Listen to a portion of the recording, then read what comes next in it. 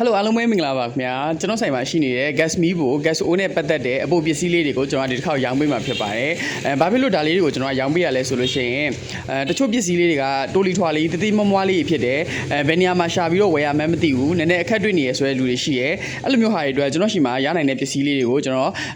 လက်တလောလေးကျွန်တော်ဒါလေးတွေရှိရပေါ့နော်အဲ့ဒါလေးကိုကျွန်တော်လာရောင်းပေးရဖြစ်ပါတယ်အဲ့ကြတော့ကိုယ့်အိမ်မှာလိုနေတယ်ကိုနဲ့လည်းတုံးတက်မယ်ဆိုရင်လိုချင်တဲ့တတိမမွားလေးတွေဆိုလို့ရှိရဆိုလို့ရှိရင်ဝယ်လို့ရပါတယ်ခင်ဗျာဒါလေးတွေကတော့ကျွန်တော်တို့ 4kg အိုးတောက်ကလေးဖြစ်ပါတယ်ဒီ 4kg အိုးတောက်လေးတွေကကျွန်တော်ဒီ gas အရေး2ပိတ်တာ50ဆန်နဲ့အိုးပေါ်မှာတင်ပြီးတော့သုံးရတဲ့အိုးတောက်ဖြစ်ပါတယ်ဒီအိုးတောက်ကလေးတွေကအချိန်ကြာသုံးလာတဲ့အခါမှာကျွန်တော်တို့တန်ကြီးတက်တာတို့ပြီးတော့အိုးတောက်ကလေးတွေကျိုးကုန်တာတို့ဒီစီကံပန်းလေးတွေမကောင်းတော့တာတို့အရင်အခြေအနေဆိုးလာတဲ့အိုးတွေဆိုအိုးတောက်တွေဆိုလို့ရှိရင်အသစ်ကလေးတွေလဲသုံးတာကောင်းတယ်ဒီလိုအသစ်ကလေးတွေလဲသုံးမှုတဲ့ဆိုရင်ကျွန်တော်ရှိမှာအယောင်2ယောင်ရမယ်အစိမ်းရောင်လေးရှိမယ်လိမ္မော်ရောင်လေးတွေရှိမယ်ဒါလေးတွေကျွန်တော်ရောင်းပေးအောင်မယ်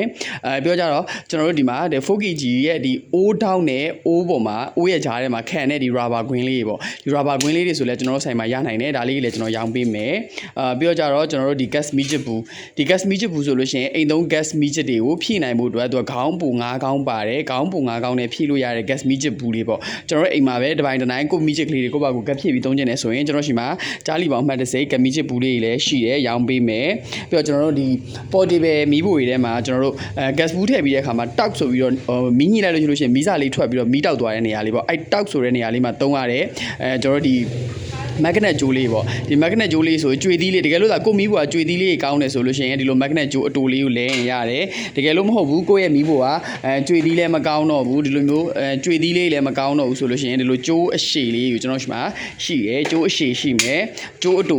ူကျိုးတူလည်းရှိပါမယ်ဒါလေးတွေကကိုယ်တိုင်လည်းလဲလို့ရတယ်လို့စိုင်နေမှာလည်းလဲပေးပါတယ်ဒါလေးကြီးလဲလို့ခြင်းလဲဆိုရင်ကျွန်တော်စိုင်မှာရှိပါတယ်เนาะနောက်တစ်ခုကကျွန်တော်တို့ဒီ portable မီးဖိုတွေရဲ့အပေါ်မှာတင်ရတဲ့အိုးတင်တောက်ဒီအိုးတင်တောက်ကလေးတွေကအချိန်ကြာသုံးပြလာတဲ့ခါမှာဒီလိုမျိုးဒီဘေးနားလေးကဒီတောက်ကလေးတွေကအလူမီနီယံလေးဖြစ်တဲ့အတွက်ကျိုးတာမျိုးပြီးတော့ဒီထဲမှာရှိနေတဲ့ဒီလိုနေရာမျိုးလေးတွေကတန်ကြီးတက်ပြီးတော့စားလာတာမျိုးပြီးတော့အိုးတင်တောက်ကလေးတွေကမကောင်းတော့တာမျိုးတန်ကြီးတက်တာညစ်ပတ်တာမခိုင်တော့တာမျိုးတွေဖြစ်လာတယ်ဆိုလို့ရှိရင်ကျွန်တော်တို့ဒီပေါ်မှာအဲ့မီးဖိုလေးတွေကောင်းသေးရဆိုရင်မီးဖိုရဲ့ပေါ်မှာအိုးတင်တောက်ကလေးလဲပြီးတော့သုံးလို့ရတယ်ဒီလိုမျိုးအိုးတင်တောက်ကလေးလည်းကျွန်တော်ဆိုင်မှာရောင်းပေးပါတယ်ဒါလေးတွေက steel ဖြစ်ပါတယ်အောက်ကဟာဆိုလဲ steel ပါဒါပေမဲ့သူစေးအမဲလေးမှုတ်ထားတာပေါ့အမဲရောင်လေးလိုချင်တယ်ဆိုလဲရတယ် steel ရောင်လေးလိုချင်တယ်ဆိုလဲရပါတယ်เนาะနောက်တစ်ခုကကျွန်တော်တို့ဒီ 4kg ရဲ့အပေါ်တွေမှာသုံးတဲ့ဒီမှုကောင်းလေးတွေလည်းကျွန်တော်ရှိမှရပါတယ်မီးထွက်ကောင်းလေးတွေ 4kg ရှိမယ် 5kg လည်းရှိပါတယ်เนาะဒီထဲမှာဆို 4kg လည်းရှိမယ် 5kg လည်း 5kg အတွက်လည်းရမယ် 4kg အတွက်လည်းရမယ်ဒီလိုမှုကောင်းလေးတွေအပေါ်မှာရှိနေမီးထွက်ကောင်းလေးတွေအချိန်ကြာသုံးပြီးတဲ့အခါမှာကောင်းလေးတွေပိတ်လာတာမျိုးပြောကြတော့ကျွန်တော်တို့အထဲမှာရှိနေဒီ neck လေးတွေအရစ်ပြုံးလာလို့ခြောင်နေရမျိုးဆိုရင်လဲလိုက်ပါ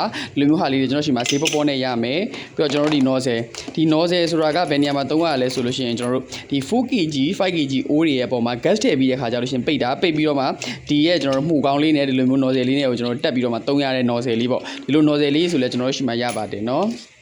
ပြီးတော့နောက်တစ်ခုကကျွန်တော်တို့ orbit clip ဒီ orbit clip ကလေးဆိုလဲကျွန်တော်ရှိမှအရေးအတွက်အများကြီးရှိမယ်ဒါလေးတွေကဘယ်နေရာမှာသုံးရလဲဆိုလို့ရှိရင် gas o နဲ့ pipe နဲ့ regulator တွေနဲ့မီးဖိုတွေနဲ့တွဲတဲ့နေရာမှာကျွန်တော်တို့ကဒီ pipe တွေကိုချုပ်တဲ့နေရာလေးမှာပေါ့နော်